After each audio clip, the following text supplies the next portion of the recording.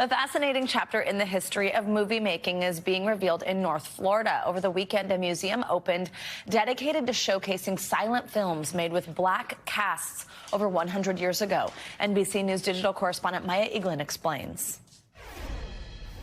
It's hard to imagine now, but this cluster of buildings in North Florida once housed a bustling film studio that was breaking color barriers over 100 years ago.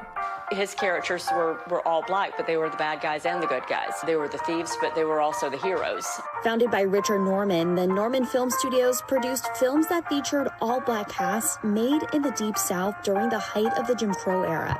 In fact, the movie showcased African Americans in roles on screen that they would have been prohibited from holding off screen. One example is groundbreaking aviator Bessie Coleman. Bessie Coleman, who was the first African-American pilot, actually wrote to Richard Norman saying, make a movie about me. Unfortunately, she was killed shortly before they were going to make this movie. She was killed in an accident in Jacksonville, but he still made a movie then about an aviator coming back from World War I. That film, The Flying Ace, came out in 1926, 15 years before the Air Force allowed black pilots and 47 years before the first female fighter pilot.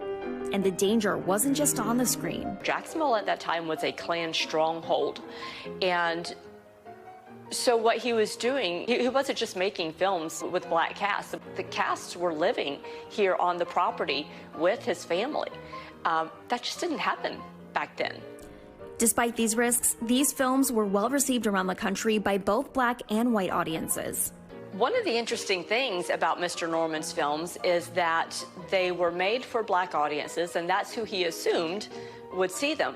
But he was surprised when white audiences also came and watched and loved it. But by the 1930s, much of the film's production was being shipped to California, and the studio was largely forgotten.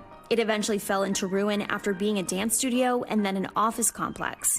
However, 30 years ago, residents started to learn about the building's history, and after years of hard work and major renovations, the space is now a museum where people can get up close and personal with the objects and stories that were featured in these once forgotten films. Thanks to Maya Eglin for that story. So neat. Well, in all, Norman Studios produced at least 9 films, but experts think there may be more, but they've been lost over time. Well, The Flying Ace, though, was just fully restored and is now in the Library of Congress for anyone to watch. So check that one out. Very cool.